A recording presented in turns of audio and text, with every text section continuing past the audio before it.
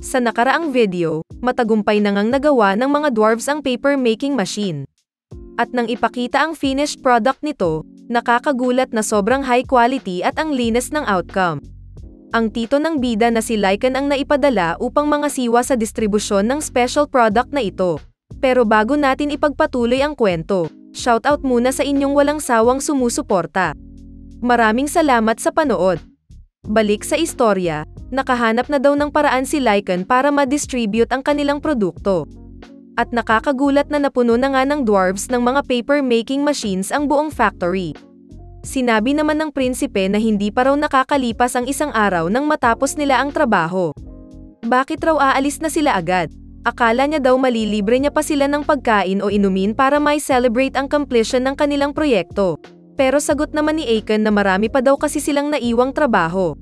Siguradong ang mga trabahador nila na naiwan ay hindi kakayanin iyon kung magstay pa sila sa Fahilia.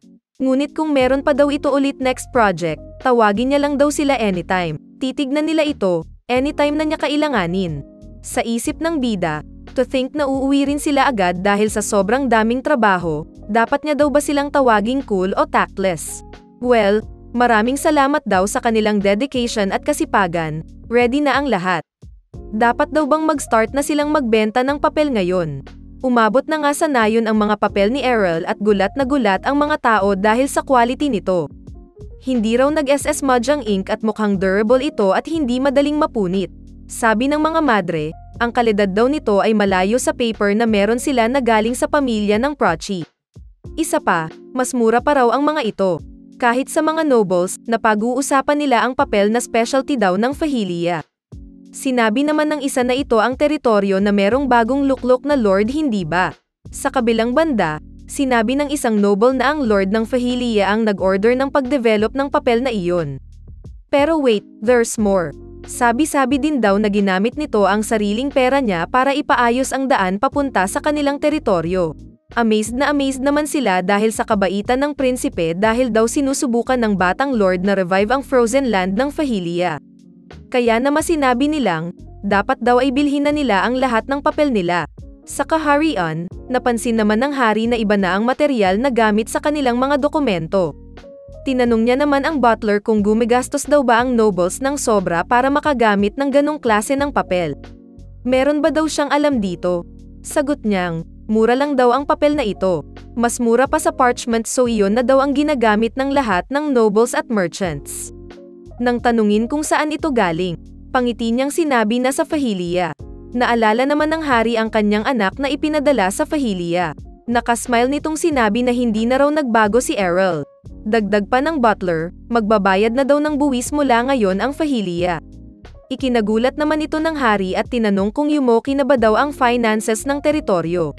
Nervive ba agad ng prinsipe ng ganun kaigsing panahon ang ekonomiya ng Fahilia? Sa isip nito, kahit na nakatira ito sa malayo, tila sinasabi sa kanya ng anak niya na hindi magbabago ang will nito. Pero balik sa Fahilia, makikitang nakahiga lang ang bida habang naghahalungkat ng kayamanan. Bakit daw kaya feeling niya ay pinag-uusapan siya somewhere?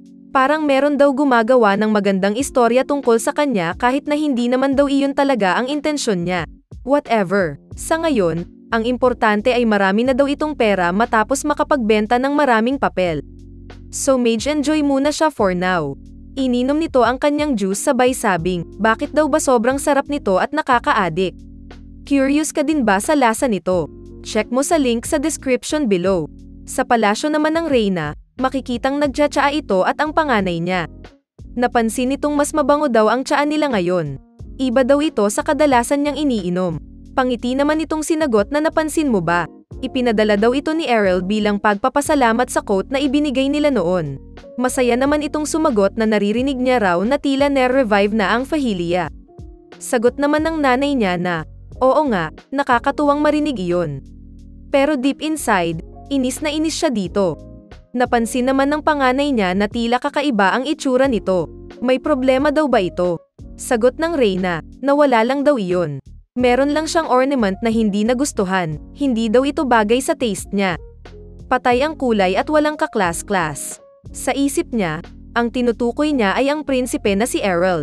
At ang pinaka-importante daw ay ito raw ay isang mapangahas na ornament. Nagtaka naman ang anak niya sa sinasabi nito. Pwede ba raw maging ganun ang simpleng ornament?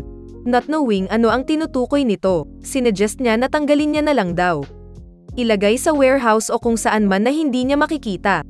Sagot naman nitong, ginawa niya na raw iyon gayunpaman, paulit-ulit pa rin daw itong nagpapakita sa kanya na tila hindi nito alam ang kinalalagyan niya. Sabi naman nitong, anyway, hindi na daw ito dapat mabahala pa doon sa problema niya.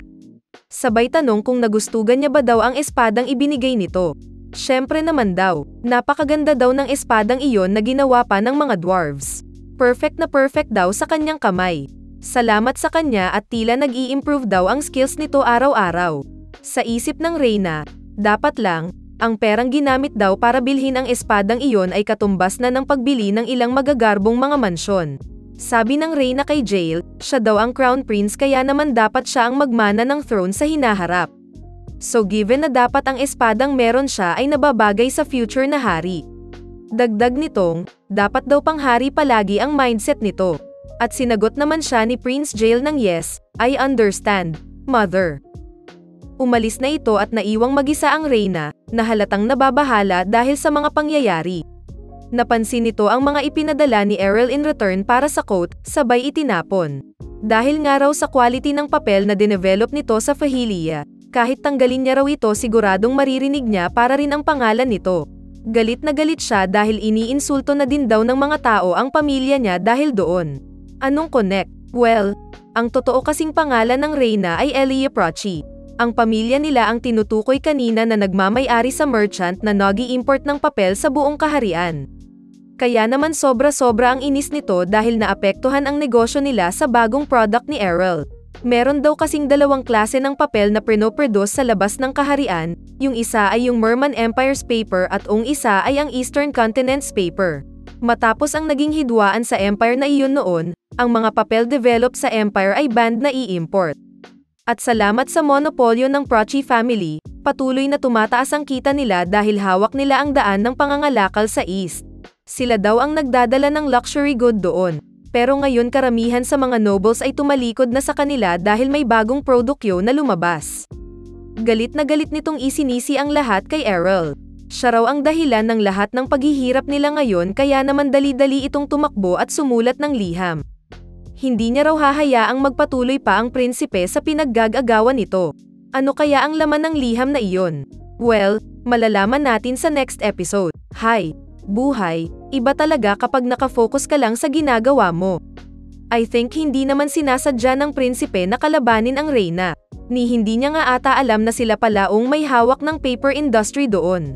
Alamin natin ano kaya ang pinaplano ng Reyna ngayon. Muli, bilang suporta sa ating channel at para tuloy-tuloy ang ating uploads, siguraduhing mag-like, comment, share at subscribe.